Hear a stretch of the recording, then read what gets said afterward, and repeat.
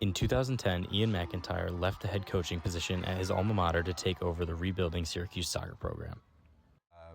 There's challenges that come with that, and I had a young family, and to take my family further north at that time, leaving Central New York, I think my wife kind of looked at me a little bit funny. But an opportunity to come to a university like Syracuse to compete at the time in the Big East, and every athlete wants an opportunity to play with and compete against the best, and the same for a coach too. So it was leaving maybe some place that was comfortable, but having that challenge, and it was the right time for me, my family, and our coaching staff. Just a few years into Coach Mac's tenure, Syracuse made the decision to switch conferences from the Big East to the ACC. When Syracuse made that decision to make the jump to the ACC, it was exciting, it was scary, it was daunting. So I remember we were at Akron in a tournament when the news officially broke, and having that year to prepare for it. But look, you once again, you want to have an opportunity to compete against the best, and the ACC it's a real privilege to be competing at this level week in, week out, against the best players, against the best coaches, the best programs, and making that move was an important part of our development as a program, but with it came a lot of challenges. As the years rolled on and the wins kept stacking, the soccer program built up a strong and passionate group of supporters. I mean, he always comes up with like a smile. His influence is just amazing. Everyone's so nice on the team. They always come over after a win sometimes and just, high five their fans. They make sure they show how much we mean to them. We have a very passionate, knowledgeable Syracuse soccer community, and they were trying to, keep the ball out of the back of the net, and they were trying to, rally us, and we're looking for, and that's the beauty of college, of just soccer in general. It's when you're a fan, you are a participant in the game. Following nearly a decade of sustained success, COVID-19 took its toll on the Orange. Syracuse only posted 2 wins throughout the entire 2020 campaign, but Coach Mac had an interesting perspective on this.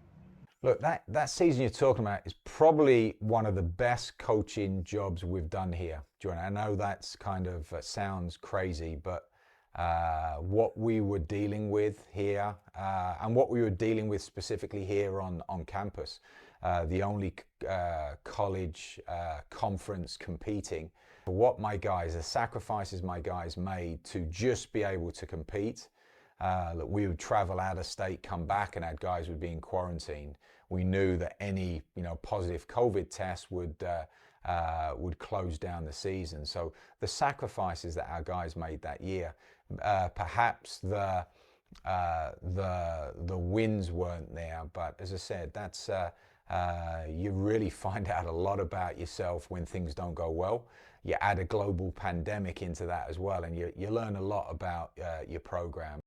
The Orange quickly bounced back from the setbacks of the COVID season, claiming the program's first ever national title just 2 years later. I probably can't imagine what it would be like without him right now. I mean, he brought us to a national championship. That's like the pinnacle of the sport.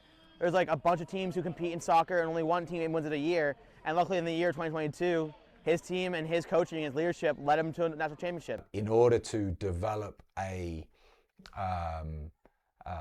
championship team and a championship culture, you've got to go through the ringer sometimes, and have the ability to go all in like we did in that year. But when you go all in, sometimes you're going to face heartbreak, and even that there was pivotal moments in that season. And to start off with, as we were developing and growing, it takes a little bit of patience. Just a few years after winning the national championship, Coach McIntyre added to his long list of accolades, becoming the all-time Syracuse wins leader. And it's obvious he's been thinking about this for a long time. No, I had no idea what was going on, and that's not a throw. Like we're just all about, you try to win the next game. It's a coaching cliche, but it's recognizing. It's one of those things that afterwards. So I got a message from my wife via my daughter, heard it from a roommate, that it wasn't. The same for guys on the team. They're not going around talking about the number of goals they score. You know, when he broke that all-time win record, it was amazing. I mean, it was a good game too. 3-0 win over Colgate. The first half started out a little rough, but like Zambrano went off for three in a row, and it was just a great game. Even with all the success, Coach Mack knows not to get complacent. Like any fan base, the Syracuse soccer faithful have high standards.